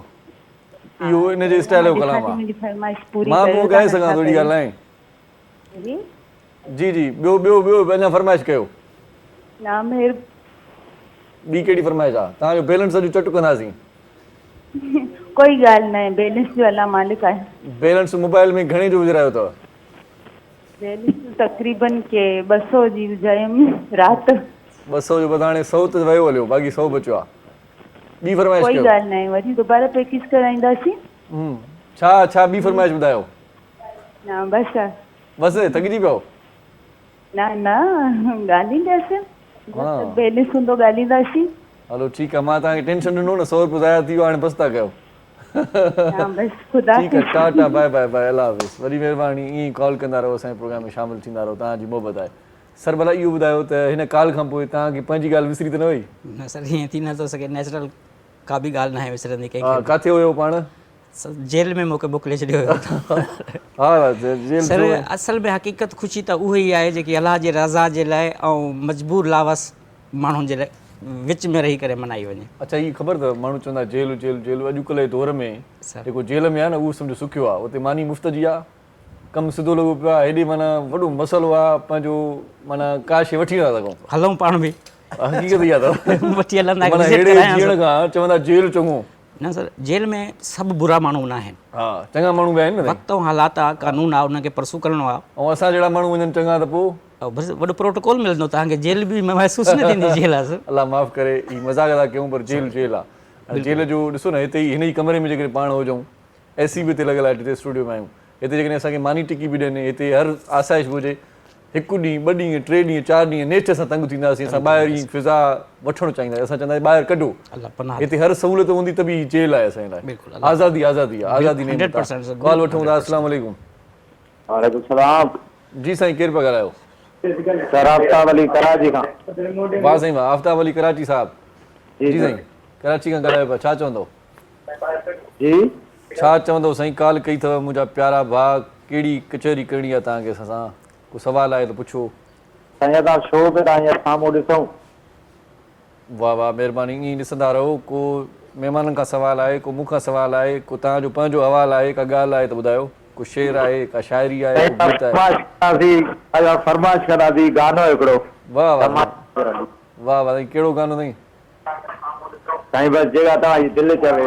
वाह वाह वाह साईं, वरी वरी महिरबानी साईं, अलाह तव्हांखे साईं ख़ुशि रखे। जुमे जो बाबरकत ॾींहुं आहे, फरमाइश वरी गाननि जी थी थिए, पोइ हिन कीअं छा थींदो आहे? ॿुधायो सर, दिलि रखियो सर, पहिरियां बि ॿुधायो अथव दिलि रखण जे लाइ, तव्हां आयो ई ख़ुशियुनि जा ज़रिया फरमाइश कई आहे त पोइ हिनखे इहो था चऊं, ओ ॾाढियूं तोते तवायूं आहिनि, ओ दिलि में बबड़ बायूं आहिनि, ओ केॾा कोल करार कई, प्यार ॾेई प्यारा पुछो दार कई, ओ प्यार ॾेई प्यारा पुछो दार कई, ओ ॾाढियूं तोते तवायूं आहिनि, दिलि में बबड़ बायूं आहिनि, केॾा कोल करार कई, प्यार ॾेई प्यारा पुछो दार कई। मां चवां थो कंहिं प्रोग्राम में कंहिंखे बि न घुरायो, मां हुजां, वॾो मज़ो थो अचे ॻाइण में। ॾिसो सर, नंढी ॻाल्हि आहे, तव्हां हुनजी ॻाल्हि पूरी कई, हुनखे दिलि में केतिरी ख़ुशी थी हूंदी, इहा ई ख़ुशी तव्हां ॾेई हिक ॿिए खे ॾियो त वॾी ॻाल्हि। वाह वाह वाह, माना ईअं कलाम ॿुधाईंदा रहो हिक ॿिए खे। सर भरम रखियो न, तव्हांजो कलाम हुजे या का बि का शइ ज़रूरियात ज़िंदगी हुजे। यार माण्हू माना सिधो माण्हू आहे, सिधी ॻाल्हि कंदो आहे। हा त पाण किथे वियासीं नहीं? सर जेल जे गेट ते। हा, जेल जे गेट ते अंदरि दाख़िल थियो। सर उते नेक माण्हू बि आहिनि, पुलिस ऑफिसर आहिनि, जेलर आहिनि, निसार बलोच साहब आहे, खलील साहब महिरबान दोस्त आहिनि। मां पहिरियां बि लेडीज़ जेल में ॿारनि सां गरम कपिड़ा ऐं वग़ैरह ज़िंदगी जी शयूं ॾेई ईंदो हुयुसि। मां चयो निसार साहब खे मूंखे इजाज़त वठी ॾियो त हिन सभिनीनि क़ैदियुनि खे जेको आहे मिठाई खारायूं ईद वारे ॾींहुं सभिनीनि खे। त उन्हनि कोशिशि कई, पर सिक्योरिटी रीज़न जी वजह खां इजाज़त न मिली, मुंहिंजी ख़्वाहिश उहा अधूरी रहिजी वई। सही सही। पर अल्लाह ताला सां दुआ घुरी तव्हां हुते छा पिया करणु चाहियो? की हुननि सभिनीनि खे क़ैदियुनि खे मिठाई बि खारायूं, उन्हनि खे कपिड़ा बि पारायूं नवां, ऐं चपलूं बि ॾियूं हुननि खे। वाह वाह यार, ही त चङो कमु हुयो। छो तव्हांखे इजाज़त मिली मिठाई? सिक्योरिटी रीज़न हूंदा आहिनि सर, उन्हनि जा पंहिंजा मिठाई खाराई न, असांखे बेहोश करे सभई जेको सभिनी क़ैदियुनि खे फरार करे। बिल्कुलु इहा ई थी सघे, नुमाइंदो त न आहे, थी सघे थो कुझु बि रीज़न थी सघनि था। हा, हिते मिठाई ते ई क़ाइमु रहिजो, हिते ई बीठल रहिजो। हिकिड़ी कॉल वठूं था। अस्सलाम वालेकुम। वालेकुम अस्सलाम। साईं ख़ुशि आहियो? ख़ैरा? साईं मौला जो करम आहे, रखियो जे भरम आहे। तव्हां पंहिंजो हाल अहिवाल ॾियो, तव्हां ॾे मौसम कीअं आहे, तव्हां कीअं आहियो? ठीकु आहियो? ख़ैरियत सां आहियो भाउ? ख़ैरु लॻो पियो, अलाह जो शुक्र आहे। इहो असां केरु थो ॻाल्हाए? इरशाद साहिबु? जी जी, इरशाद पियो ॻाल्हायां। इरशाद पियो ॻाल्हायां। मौला ख़ुशि कंदी पंचन पाक संगार मरी महिरबानी तूं मूंसां ॻाल्हायो। साईं वरी महिरबानी। तुंहिंजो प्रोग्राम पियो थो हले इलाही, पर पोइ इहो मुंहिंजे ख़्याल में रिकॉर्डिंग थियल आहे, ईअं न? तव्हां रिकॉर्डिंग थियण खां पोइ ॻाल्हाईंदा आहियो न? न साईं, लाइव आहे हिन वक़्तु। तव्हांजो आवाज़ु पूरो माना पूरी सिंध बि ॿुधे थी, पाकिस्तान ॿुधे थो, मुल्क में जेके बि रहंदड़ आहिनि, बल्कि मुल्क खां ॿाहिरि बि माण्हू तव्हांखे ॿुधनि था। हाँ बिल्कुल ॿुधनि था, पर हींअर जेको तुंहिंजो ताज़ो हले थो पियो टीवी में, उन जी ॻाल्हि पई हले न। उहो ताज़ो साईं ताज़ो ई हले पियो, हिन वक़्तु टीवी ते हले पियो। पहिरियां तव्हां डायरेक्टर तव्हां सां ॻाल्हायो, पोइ डायरेक्टर वरी डायरेक्ट मूं ॾे मोकिलियो। ठीकु आहे, अलाह ख़ुशि करे। असांखे असांजे इरशाद साहिब सां इहा मोहबत आहे त ॾाढो सोबर माण्हू आहे, ख़लाक वारो माण्हू आहे, तमामु सभु कंहिंजो सुठो साईं ॻाल्हाए दिलि कढंदी आहे यार। मां बि चवंदो आहियां हिन सां ॿ लफ़्ज़ था ॻाल्हायां त चहरी पिया हथ। साईं वॾी महिरबानी तव्हांजी। तव्हां सिर्फ़ु जेकॾहिं इन हिसाब सां कॉल कई आहे त मां तव्हांजो थोराइतो आहियां। तव्हां 2 मिंट ॻाल्हाइणु चाहियो था मूंसां, इहा मुंहिंजे लाइ तमामु एज़ाज़ी ॻाल्हि आहे। इहो अॼुकल्ह जो न, अलाए केतिरनि सालनि खां मां तोखे ॾिसंदो आहियां। अलाह अलाह अलाह अलाह केतिरनि सालनि खां ॾिसंदो आहियां तुंहिंजो मोहबत वारो पैगाम, तुंहिंजूं सुठियूं ॻाल्हियूं। हींअर जेके तुंहिंजा प्रोग्राम हलनि पिया उन्हनि खे बि तमामु गौर सां ॾिसंदो आहियां, ॿुधंदो आहियां। वॾी महिरबानी। जेको आहे सो मूंखे ख़ुशी थींदी आहे तव्हांजे ख़ुशी ख़लाक सची पुछी इहा ॻाल्हि अथव। सची सही, वॾी महिरबानी साईं। तव्हां हिन क़ाबिल सम्झो साईं। कुझु को सुवालु आहे करण जे लाइ त ॿुधायो। वॾी महिरबानी साईं। तव्हांजी कॉल कटिजी वई, सो लॻे थो वरी तव्हां ने कॉल कई अथई। हा कॉल खां ज़रूरु माना तव्हांजे TV channel Sindh TV channel जे तवसुस सां कि जंहिं बि शख़्स खे अखियुनि जो प्रॉब्लम हुजे ऐं का बि कानूनी लीगल हेल्प जी फ्रीअ में ज़रूरत हुजे त तव्हां सां राब्तो करीन। मुंहिंजो नंबर मौजूदु हूंदो, तव्हां फ्री ऑफ कॉस्ट मां काॾे मोकिलियां?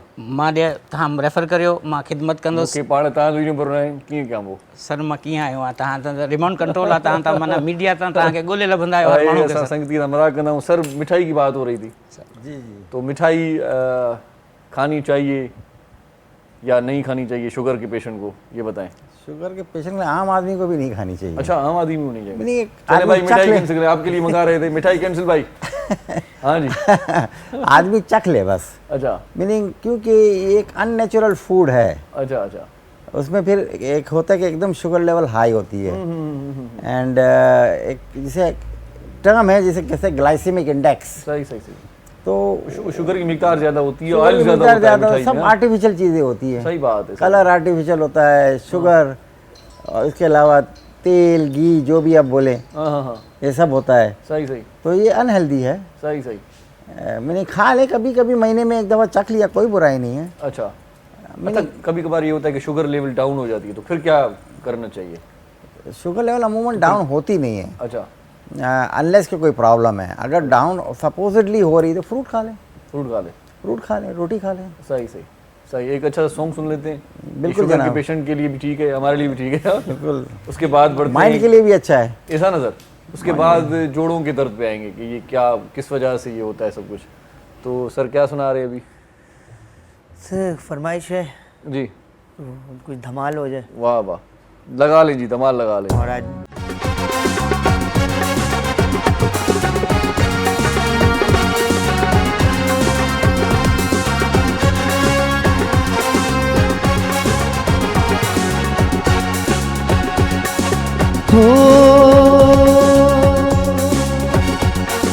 हो लाल मोरी पत रखियो भला झूले लालण सिंधड़ी दा सेवण दा शहबाज कलंदर दमादम मस्त कलंदर अली दम दम दे अंदर हुसैनी लाल कलंदर रावे मसर कलंदर तू अली शाह कलंदर। हो लाल मोरी, हो लाल मोरी।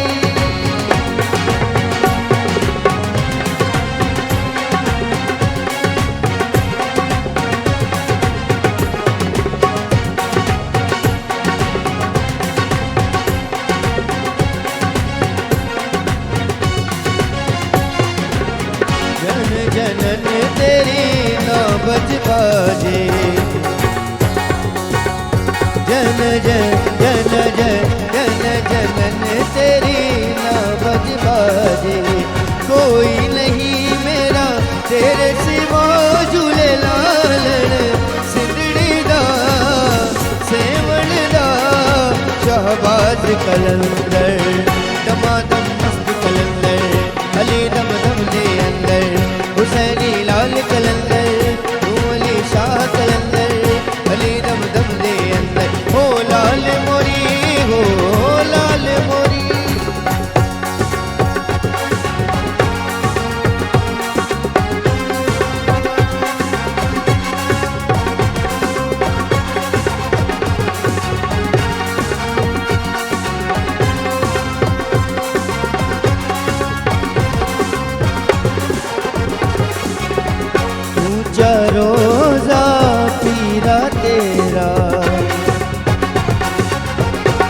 चारो दा पीरा तेरा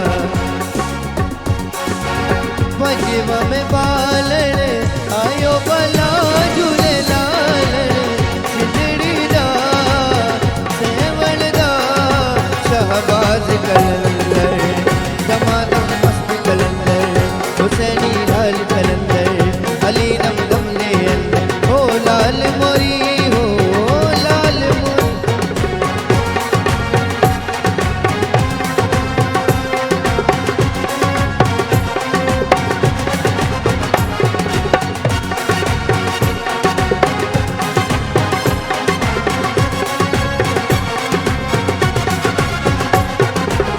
जन जनन तेरी ना बजबारे जन जन जन जनन तेरी ना बजबारे कोई नहीं मेरा तेरे सिवा झूलेलाल कोई नहीं मेरा कोई नहीं मेरा तेरे सिवा झूलेलाल सिंधड़ी दा सेवल दा शहबाज कलंदर दमादम मस्त कलंदर अली दम दम ले अंदर हुसैनी लाल कलंदर राबिया वसर कलंदर तू अली शाह कलंदर हो लाल मोरी हो लाल मोरी वाह जी वाह, वाह जी वाह, ॾाढो मज़ो आयो ऐं ताज़ा तवाना थी वियासीं, एनर्जी अची वई, जज़्बो अची वियो, जोश अची वियो। सो इन जोश जज़्बे सां वरी मोटूं था हिकिड़े शॉर्ट कमर्शियल ब्रेक खां पोइ ॾिसंदा रहिजो सलाम सिंध। मुझे सिंध के सलाम सलाम सिंध, मुझे सिंध के सलाम सलाम सिंध। सलाम सिंध में हिकु भेरो वरी तव्हांखे भलीकार चऊं था, ख़ुशि आमदी, तव्हांजी वॾी महिरबानी, तव्हां असांखे ॾिसो पिया, ॿुधो पिया असांजूं ॻाल्हियूं ऐं टेलीफोन बि कयो पिया, इन जे लाइ आउं तव्हांजो तहे दिलि सां शुक्रगुज़ार आहियां। प्रोग्राम जो टियों ब्रेक आहे ऐं असां अञा कचहरी खे कंटिन्यू रखूं था। डॉक्टर साहब असां सां गॾु आहे। डॉक्टर साहब, ये जोड़ों का दर्द क्यों होता है, इसकी वजह क्या होती है? उम्र बढ़ने की वजह है या कोई और वजह है? देखिए, दो किस्म के होते हैं। तो उम्र बढ़ने की वजह होते हैं, इसे कहते हैं डीजेनरेटिव आर्थराइटिस। सही। उसमें जोड़ तोड़ अगर बढ़ जाती है। अच्छा। बाज़ दफ़ा ऑटो इम्यून होता है, जैसे वो कहते हैं गठिया का मर्ज है ना। सही। रोमेटॉइड आर्थराइटिस होता है, जोड़ की उंगलियां मोटी हो जाएगी, एल्बो में दर्द होगा, शोल्डर में दर्द होगा, अजीब सी वो शक्ल अख्तियार कर लेती है। जी हाँ। और मुख्तलिफ सबसे डिस्ट्रक्टिव आर्थराइटिस जो है ना, वो सोरियाटिक आर्थराइटिस होती है। सोरायासिस होता है ना, स्किन की बीमारी, उसका आर्थराइटिस सबसे खतरनाक होता है। अच्छा। हाँ, उसमें उंगली ऐसी हो जाती है, कप एंड पेंसिल डिफॉर्मिटी। ओहो, अच्छा अच्छा। हाँ। सही सही। तो ऑटो इम्यून होती, तो आजकल तो बहुत ही जदीद दवाएं आ गई हैं, नक्शा बदल गया है। सही सही। अब पहले जैसे हाथ लोगों के टेढ़े वड़े हो जाते, अब नहीं होता। अच्छा। हमारे मुल्क में अभी भी होता है कि दवाइयाँ महंगी है, कंसल्टेशन पे लोग नहीं पहुंच पाते सही जगह पे। सही सही। तो उस वजह से अभी भी है। लेकिन तरक्की याफ्ता मुल्कों में तो टोटली कंट्रोल में आ चुका है 95%। मतलब आजकल हाथ पे टेढ़े नहीं होते? नहीं होते, गद्दी रखते थे पीछे।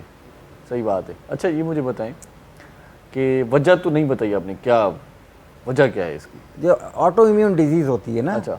जैसे एंकाइलोजिंग स्पॉन्डिलाइटिस है, रोमेटॉइड आर्थराइटिस है, बड़ी बड़ी मेजर चीज़, उसमें इंसान का दिफा अपने आप को नहीं पहचानता है, अपने आप पे हमला कर देता है। अच्छा। तो फिर जोड़ सूजेगा, इसके अंदर फिर पानी निकलेगा और स्वेलिंग होगी। सही सही। और लाल हो जाएगा। आसान ज़बान में थोड़ा सा बता दें, अपने ऊपर कैसे हमला करेगा, क्या होता है? उसमें ये कि आसान ज़बान में डिसऑर्डर्स होते हैं, क्या होता है? हाँ, इम्यून डिसऑर्डर होता है। अच्छा।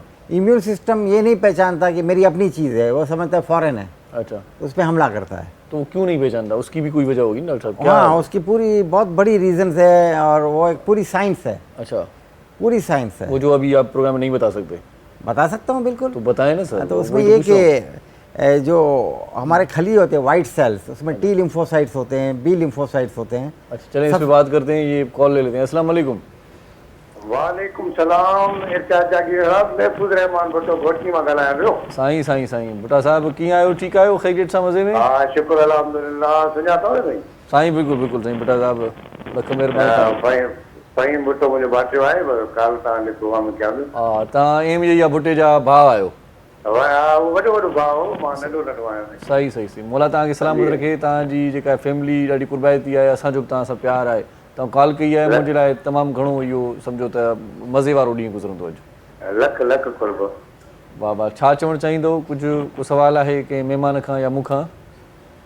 हा डॉक्टर साहब, त मुंहिंजी वाइफ खे जेको आहे जोड़नि में दर्द रहे थो। हा हा, तक़रीबन हुनजी 52 साल उमिरि आहे।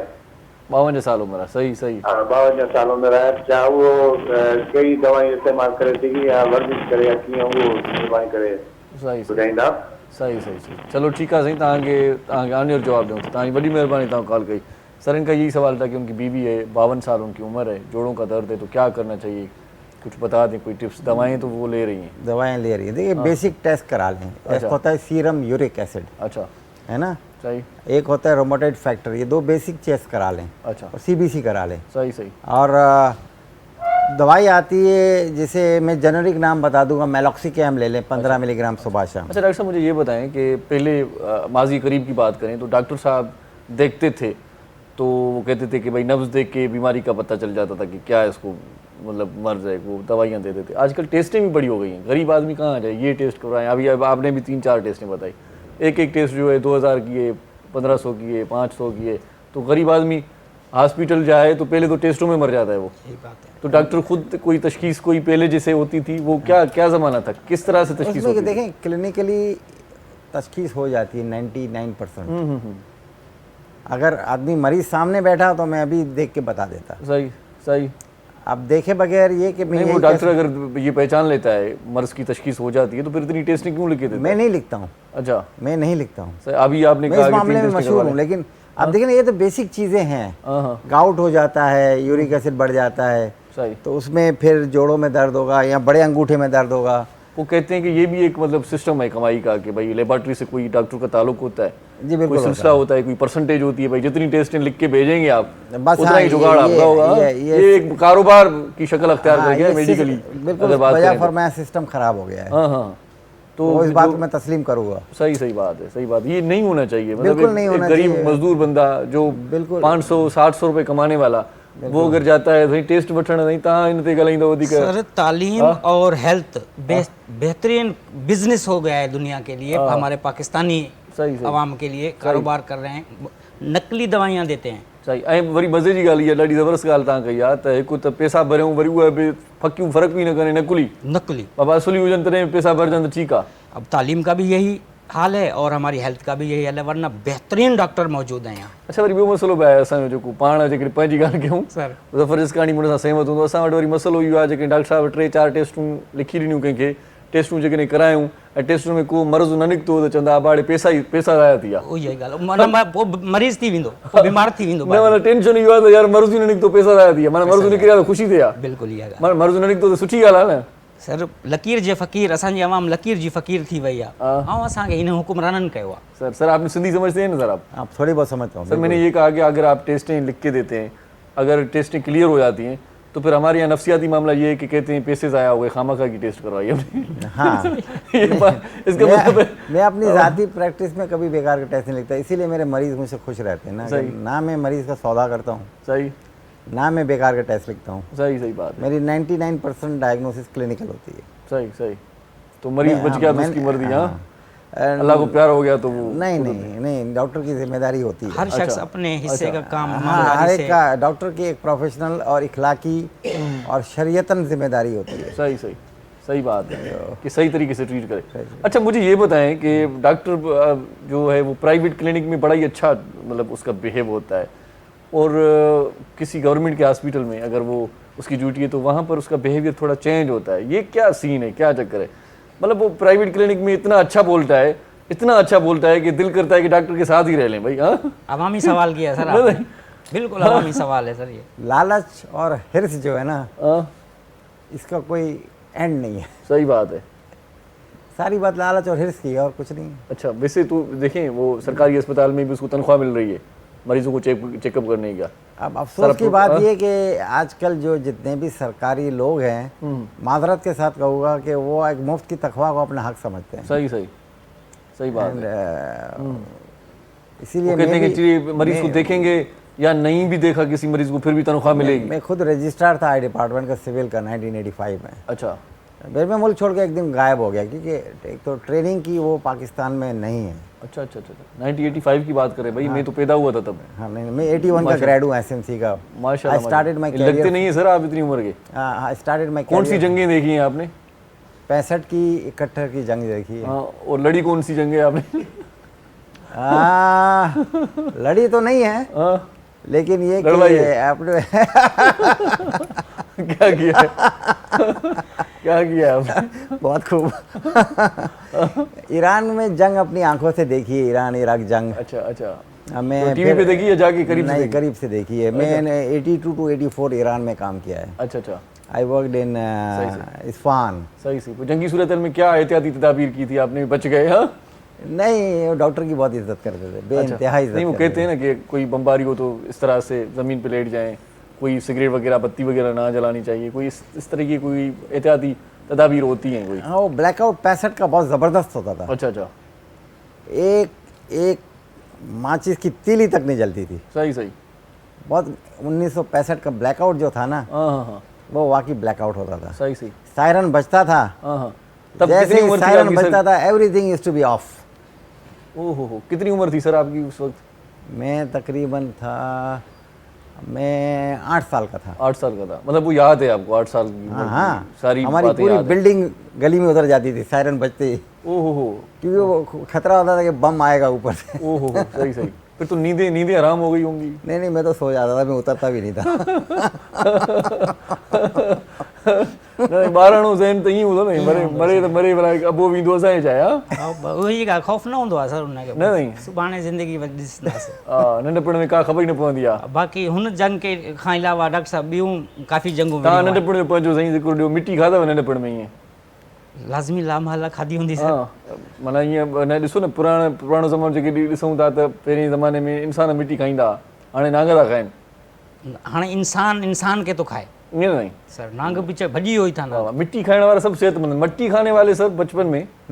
ये मैं सवाल करता हूँ आपसे, पहले कॉल ले लेता हूँ। अस्सलाम वालेकुम। वालेकुम सलाम। जी बाबा, केर पिया ॻाल्हायो?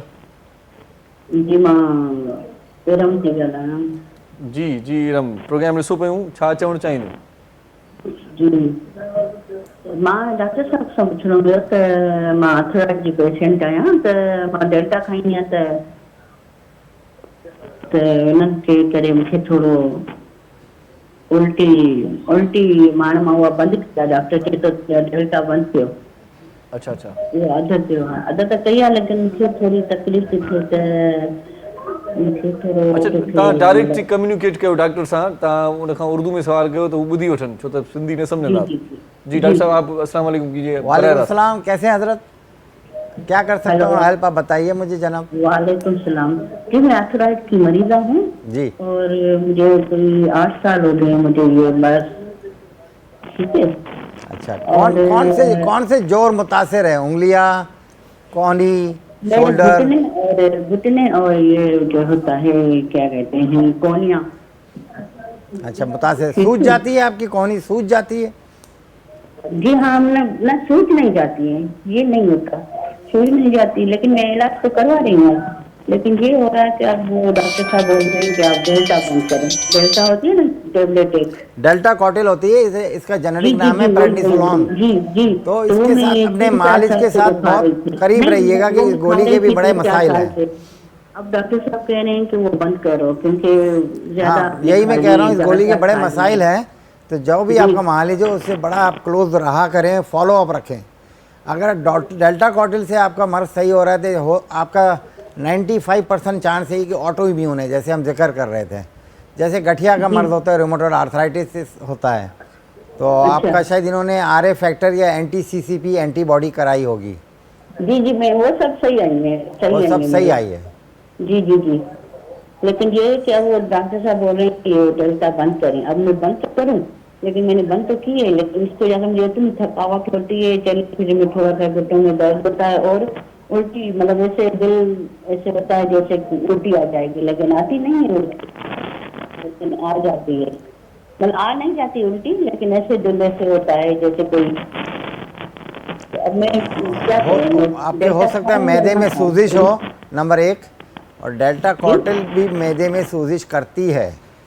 अच्छा हाँ, it can lead to peptic ulcer disease, लेकिन ये सारी इनडायरेक्ट बातें हैं, है ना। तो ये लेकिन ये कि आप अच्छे मालिज के पास जाएं। अगर आप चाहें तो मैं आपका नंबर मैं अनाउंस कर देता हूँ, यू कैन कॉल मी। ये डायरेक्टर साहब आपको दे देंगे, फ़ोन पे डायरेक्टर साहब फ्री में आपको इलाज कर दूंगा मैं, कोई पैसे नहीं चाहिए आपसे। मैं नंबर नोट कर लें, 0300 तो डायरेक्ट बता देंगे वहाँ से। अच्छा, बता दीजिए जी ठीक है, बहुत शुक्रिया जी, थैंक यू जी, थैंक यू आने आपने प्रोग्राम में कॉल की। तो हाणे साईं एक अच्छा सा सॉन्ग सुन लेते हैं। बिल्कुल जनाब, क्योंकि गपशप ज़्यादा हो गई जी, ये लड़ाई जंगी बाद में इस पर डिस्कस करते हैं। इससे पहले सर डॉक्टर साहब को फीस में देने को जितनी चाहें तैयार है, मुझे मिट्टी खाने वाले दौर में वापस कर दें। हाँ, मट्टी खाने वाला दौर बहुत अच्छा था, वापस भिजवा ये भी सवाल रहता है। हाँ बिल्कुल। चलें एक अच्छा सा सॉन्ग सुन लेते हैं, उसके बाद ये मट्टी के ज़माने के लोगों का जिक्र करते हैं, ठीक है जी। काली काली जुल्फों के फंदे न डालो, काली काली जुल्फों के फंदे न डालो, हमें जिंदा रहने दो ऐ हुस्न वालो, काली काली जुल्फों के फंदे न डालो, काली काली जुल्फों के फंदे न डालो, हमें जिंदा रहने दो ऐ हुस्न वालो, काली काली जुल्फों के।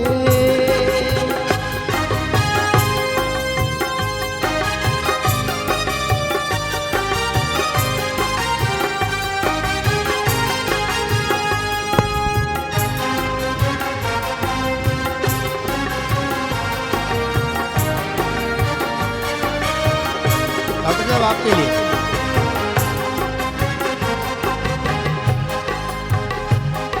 न छेड़ो हमें, हम सताए हुए हैं, बहुत जख्म सीने पे खाए हुए हैं, न छेड़ो हमें, हम सताए हुए हैं, बहुत जख्म सीने पे खाए हुए हैं, सितमगर हो तुम खूब पहचानते हैं, तुम्हारी अदाओं को हम जानते हैं, दगाबाज हो तुम सितम ढाने वाले, फरेबे मोहब्बत में उलझाने वाले, ये रंगी कहानी तुम्ही को मुबारक, तुम्हारी जवानी तुम्ही को मुबारक, हमारी तरफ से निगाहें हटा लो, हमें जिंदा रहने दो ऐ हुस्न वालो, काली काली काली काली काली काली जुल्फों के फंदे न डालो, हमें जिंदा रहने दो ऐ हुस्न वालो, काली काली जुल्फों के।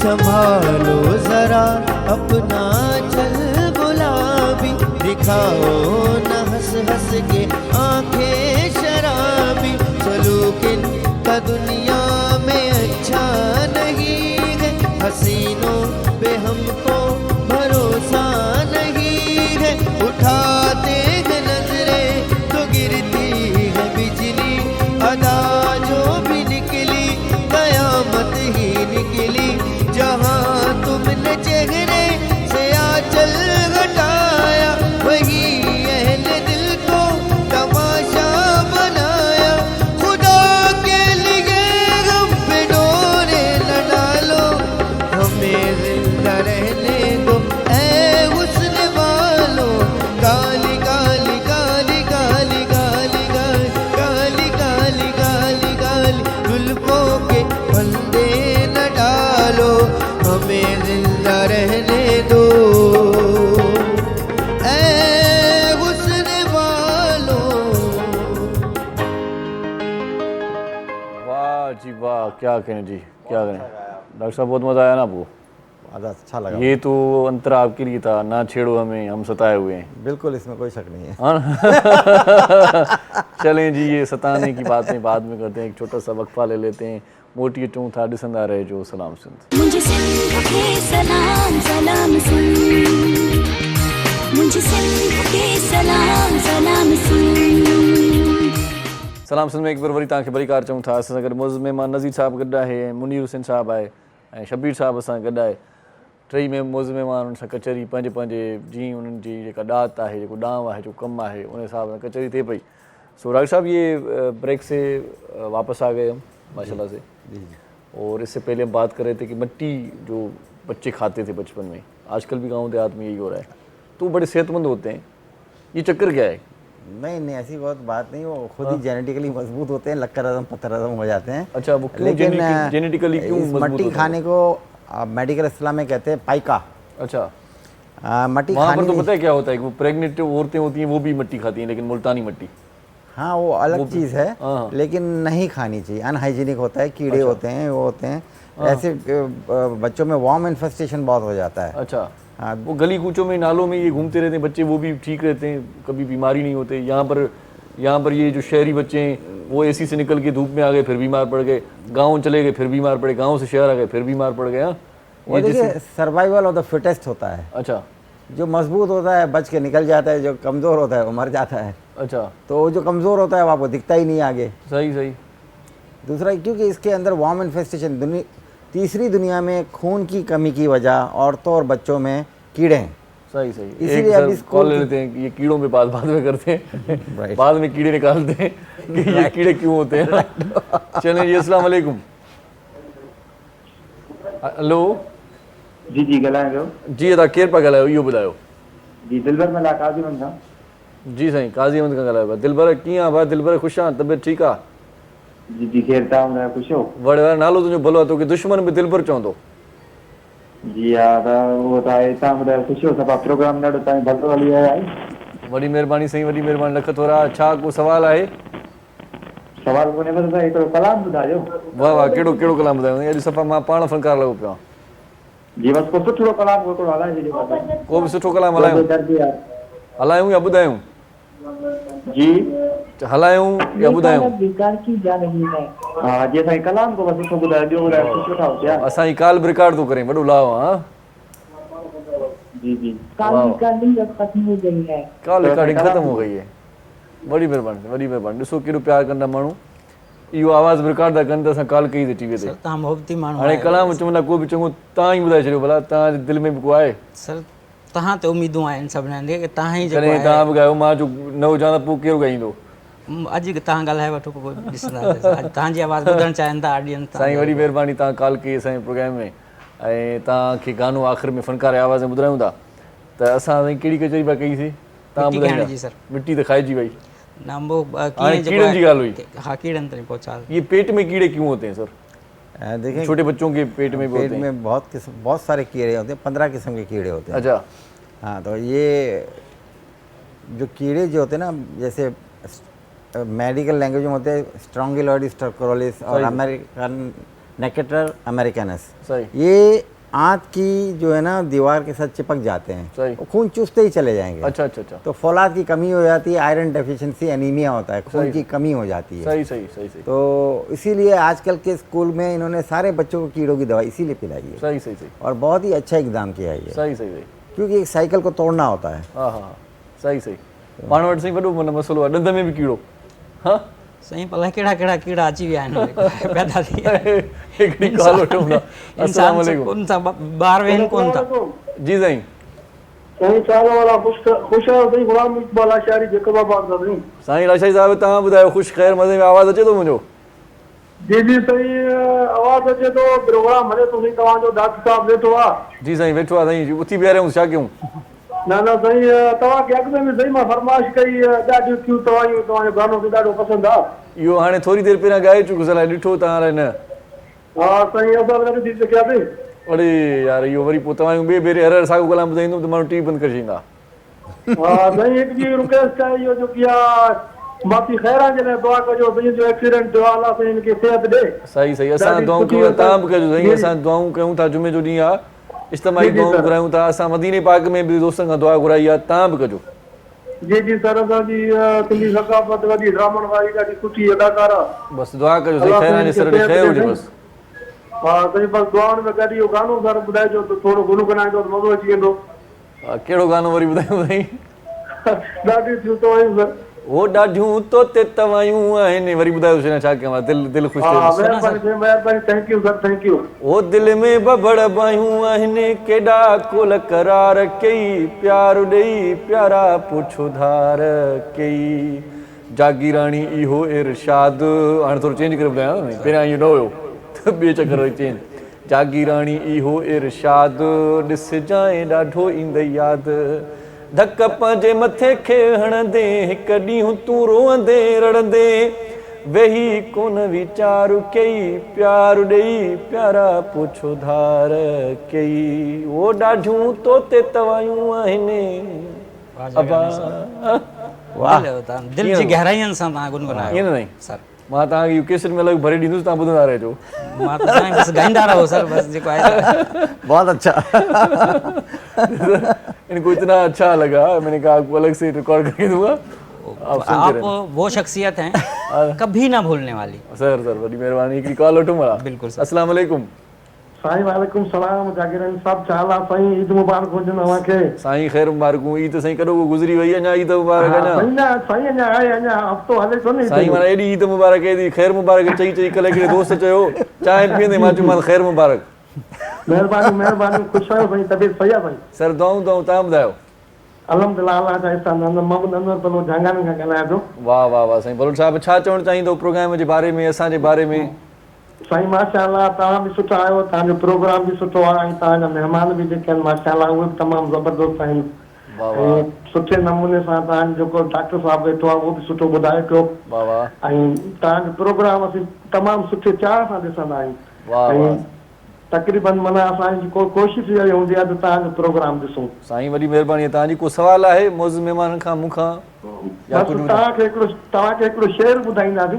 वाह साईं, वाह। इरशाद वेठो आहे, चवण ज़रूरत आहे। कॾहिं मरीज़ मोहबत जा, कॾहिं पाण तबीब। कॾहिं मरीज़ मोहबत जा, कॾहिं पाण तबीब। वाह। कॾहिं ॻोड़ा ॻाल्हियूं जग में, कॾहिं रोंदड़ खिलायूं रकीब। कॾहिं ख्वाबनि में मेला मोहबत जा, कॾहिं जुदाई नसीब। असां फ़क़ीरनि जो अजीब जीअण हिन जहान में। वाह साईं, वाह साईं, वाह। मेहरबानी साईं, मेहरबानी, अल्लाह ख़ुशि रखंदो। लख तोरा साईं। डॉक्टर साहब, शायरी से शगुफ़ है आपको? शायरी सुनते हैं? करते हैं? करता नहीं हूँ, सुनता हूँ। अच्छा, तो ये बताएं कि किसको सुनते हैं?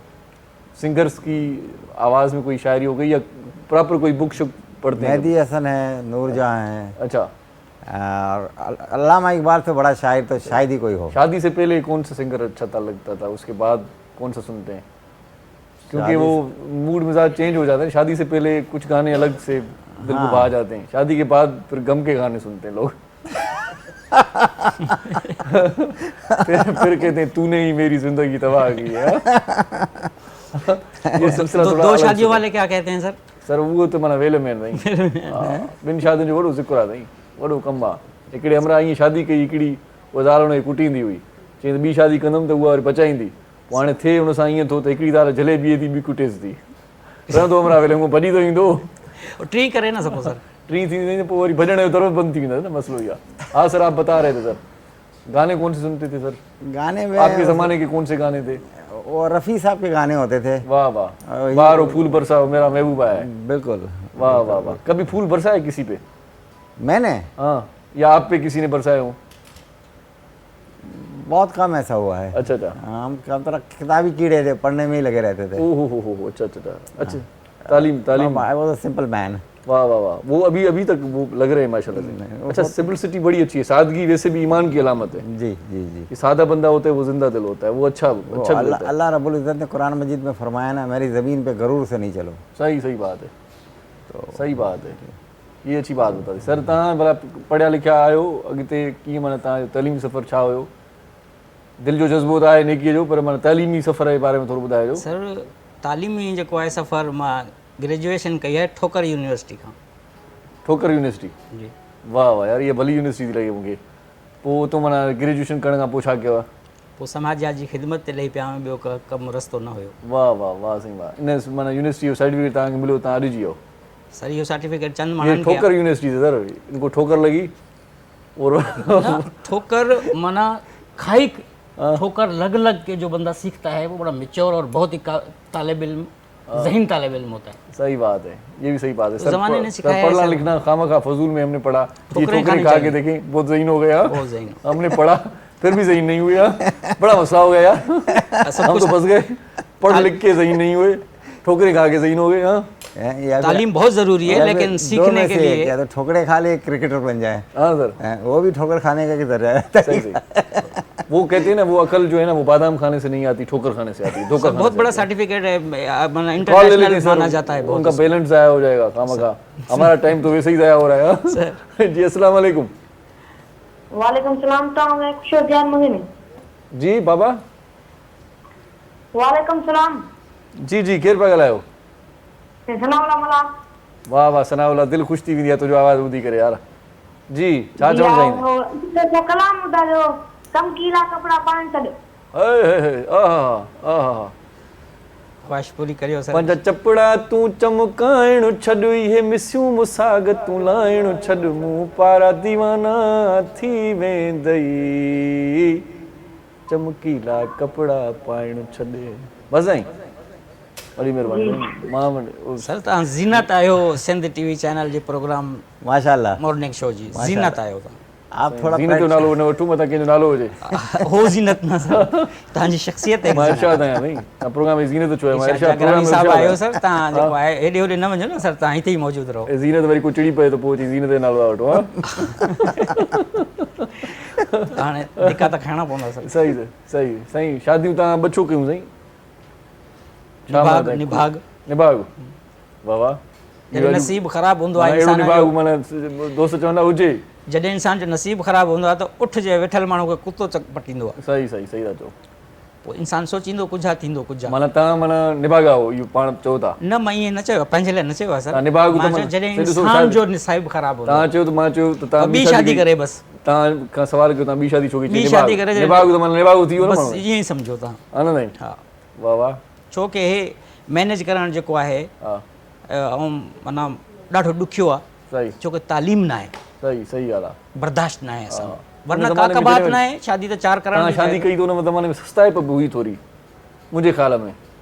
सर सस्ताइप तॾहिं हूंदो आहे जॾहिं तव्हांजे खिसे में रक़म हुजे त सस्तो ई आहे, जॾहिं न आहे त पोइ सभु महांगो आहे। हाणे त वरी वधीक थोरी महांगाई थी वई आहे न। तव्हां शादी कई ऐं मसला शादियूं आसान थी वियूं आहिनि हाणे। हा हाणे ख़र्चु नथो थिए।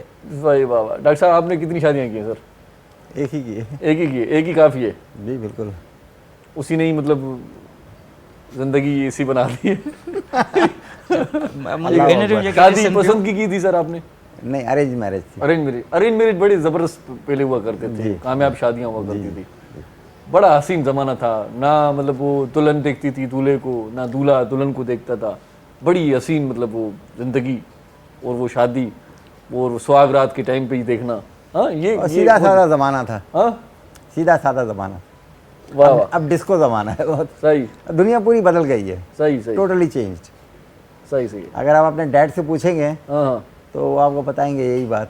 सही सही सही सही। Things have entirely changed. ही बयान भेनरनि खे ख़ुशि करण जे लाइ ॾिनो। अल्हम्दुलिल्लाह मुंहिंजो ॿई घर वारियूं हिकिड़े घर में रहंदियूं आहिनि, हेठि मथे। सही सही। अल्लाह तबारक जो मां जेतिरो शुकुर अदा कयां ओतिरो घटि आहे। हिकिड़ी मानी बचाईंदी आहे त ॿी जेको आहे झाड़ू ॾे घर जो। मासी रखियल अथनि निभागनि मानी बचाई बि बोर्ड चाढ़े न वरी उहा हुन में झाड़ू ॾींदी आहे। बराबरि का फ़र्क़ु न आहे। कंहिं बराबरि पड़ोसी बि अॼु ताईं महसूसु न कयो आहे की हे ॿ घर वारियूं आहिनि। अच्छा अच्छा। उनखे ख़बर न आहे त अंदरि ॿ मायूं आहिनि। ॿ मायूं माना उहो ख़बर त आहे, माना कॾहिं जहिड़ो न थियो आहे असांजे घर। वाह वाह।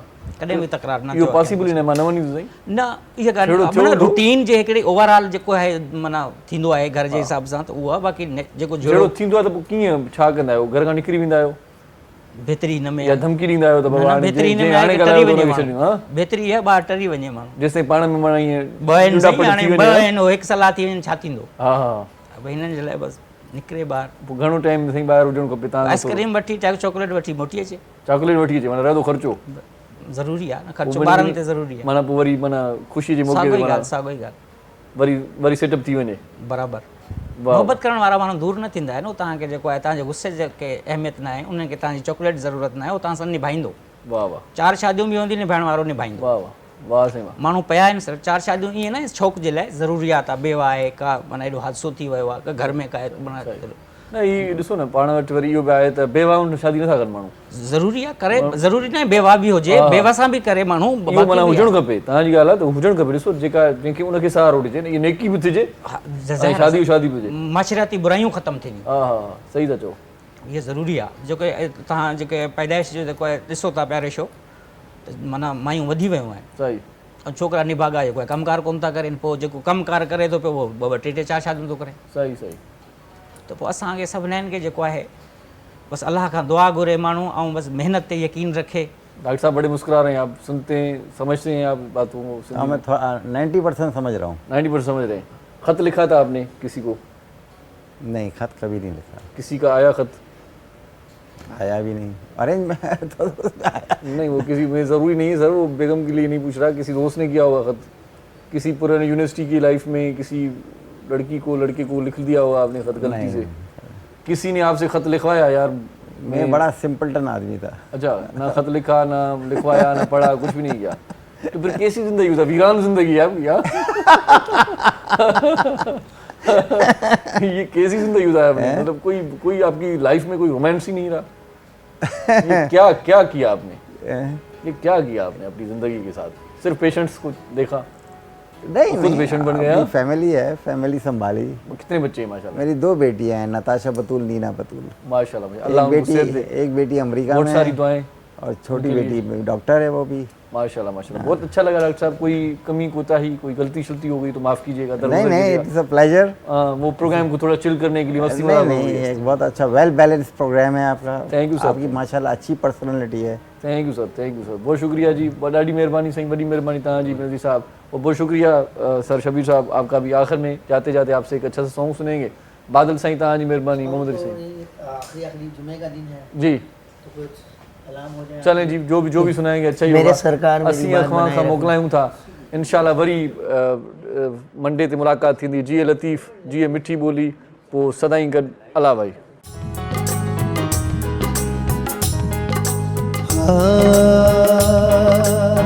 दिल गलती कर बैठा है, गलती कर बैठा है, दिल गलती कर बैठा है, गलती कर बैठा है, दिल गलती कर बैठा। तू बोल कफारा क्या होगा, तू बोल कफारा, कफारा बोल कफारा, तू बोल कफारा, हो यारा बोल कफारा क्या होगा।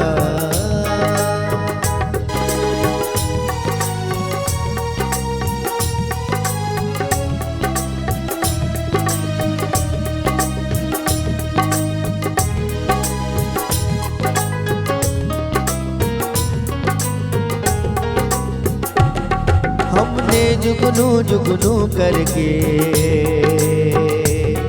जुगनू जुगनू जुगनू जुगनू जुगनू जुगनू जुगनू, हमने जुगनू जुगनू करके फिर मिलन के दीप जलाए, अखियों में मोती भर भर के तेरे हिजर में हाथ उठाए, तेरे नाम की हर एक तस्वीर को सांसों के गले का हार किया। दुनिया भूली हाँ सिर्फ तुझे, हाँ सिर्फ तुझे ही प्यार किया। तुम्हें हमसे बढ़कर दुनिया, दुनिया तुम्हें हमसे बढ़कर, तुम्हें हमसे बढ़कर दुनिया, दुनिया तुम्हें हमसे बढ़कर, हमको तुमसे बढ़कर कोई जान से प्यारा ना होगा। तू बोल कफारा, कफारा बोल कफारा, तू बोल कफारा, हो यारा बोल कफारा क्या होगा।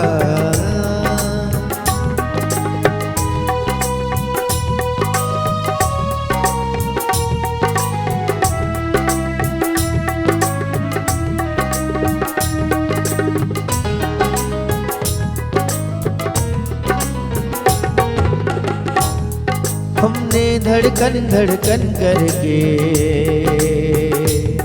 धड़कन